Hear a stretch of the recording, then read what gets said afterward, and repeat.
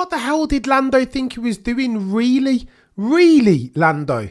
That's what you think is a good idea, chat? This is nonsense, and I get so frustrated because Lando is God tier when he's had his bloody Weetabix. Rewind back to Australia where we saw Lando Norris 2.0. Since then, only at Monaco, we haven't seen him since. It's been Lando Norris 1.0, Dustin from Stranger Things. And I am frustrated because the more the merrier as far as the competition for the Drivers' Championship in 2025. And Lando wants to do something like that. The reason why he doesn't cut an empathetic figure is because he runs his mouth too much. I was just watching Drive to Survive, in which he said that not all personalities are equal, but all personalities are capable of winning championships, so I'm not going to change mine.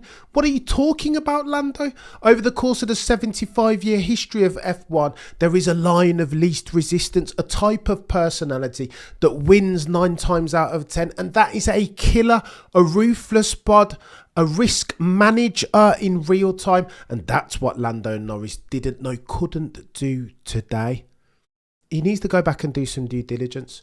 Look, the go-toest ones go back and they watch races. They're playing 4 and 5 moves ahead. They will have watched 2011 as an example, the crash between Button and Hamilton, and they will know how to avoid for that. They will understand how to move and how to risk manage, therefore, because unless you learn from the past, you are doomed to repeat its mistakes. That, ladies and gentlemen, is Lando Norris today. I feel like he was listening to Ayrton Senna saying, if you no longer go for a gap, then you are no longer a racing driver. But the only problem with that, Lando Norris, is that it's context dependent. Let's say, for example, that there was no gap to begin with, or at the very least, it was a gap that was always going to close. Why would you then put your nose up it with Jenson Button and Lewis Hamilton 2011? Their incident fresh in the memory. This makes no sense. I'm tired with Lando. I'm done with him. My patience is gone for that dude because he is so bloody brilliant. Zandvoort 2024 when he's ready. Singapore 2024. God tier when he's had his Weetabix. But he's so bloody daft. So stupid. How do you not chew your food, your automotive pugilistic food, Lando, from time to time before you swallow it? And then the reason why he doesn't cut an empathetic figure is because last year at the end of the season finale, Lando Norris was the one that said 2025 is my year. That it's easy to Lewis Hamilton to win in a car that's the quickest. Well, what's going on with that now, Lando? You've had the quickest car and you're nowhere to be seen, chap. You continue to make a habit, no, a season out of seizing defeat from the Moors, no jaws of victory. You are making it look anything but easy, sir. And herein lies the problem. I think Lando's got to change something. Now, we know over the course of this race, particularly in qualifying, he was getting more info around braking zones, how to approach them, being more progressive, talking about braking points. He was getting all of that information overload from Will Joseph. And in the race too, it sounded combative almost. He was being egged on by his race engineer to go toe-to-toe with his teammate Oscar Piastri. And that's significant, worthy of note, worthy of praise, some will say.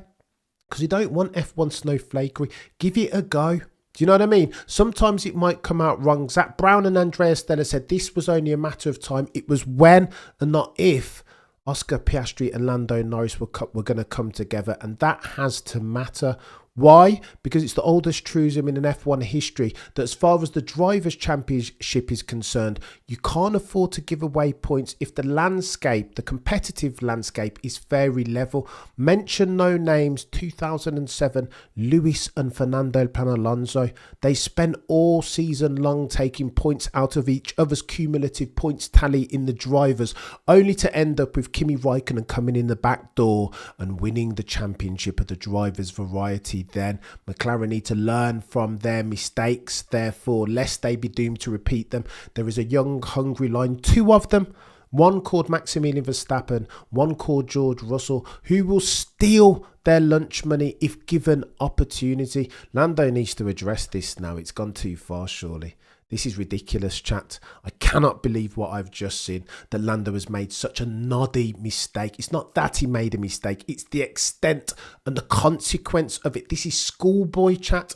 Again, he's driving like it's his first time in an F1 car. What is he doing, chat? Now, it's all well and good. He admitted straight away culpability, said that he should have done it. It's not ideal. I'm glad I didn't ruin Oscar Piastri. So I'm glad too, chap. But what McLaren need to do going forward is be less naive.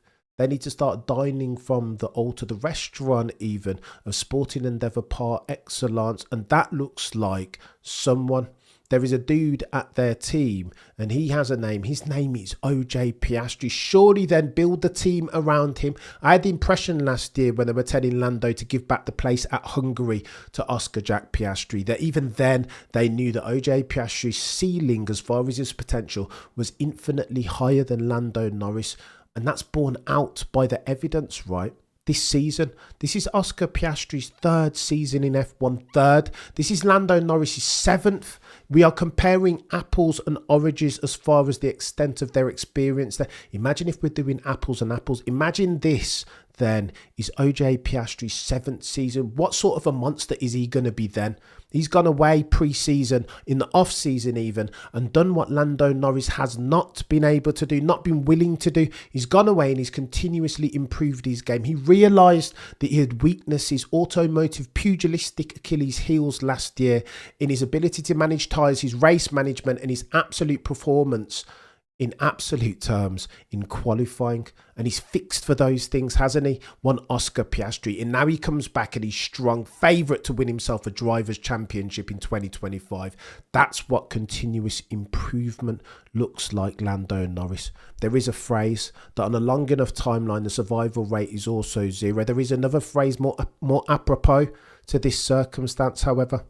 And that is, of course, it's not the strongest of the species that survives, but the most adaptable to change. And that's what Lando Norris is, not adaptable to change. He's driving as if it's 2021 still. He has not improved. I empathise because of this. Coming up through the feeder formula, he was always the chosen one. Those were the stories, mechanics and engineers, that there is this young chap, Lando, and he's impossibly quick. No one is going to beat that chap. But now it's different because he's in Formula One and he has to learn and adapt and add bits and bobs to his game. Decision management, mental fortitude, become more robust, do what Oscar Piastri did in the off season and steal his game at the altar of a Drivers' Championship. It's going to get techier than techie things for McLaren and Lando Norris, because there is a favourite at that team currently. He has a name and his name is OJ Piastri. Oh, and by the way, props to King George Russell of Kingsley in Norfolk, doing everything that Lando Norris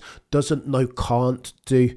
Execution settings, because remember, once upon a time it was George Russell of Kingsley in Norfolk that kept making the bloody mistakes. Singapore a couple of years ago, every single time he was close, could sniff a podium, he'd make a mistake in the dying embers of the Grand Prix. Australia, looking at his steering wheel when Fernando El Plan Alonso missed the devilment, Wiley Fox himself was in front of him.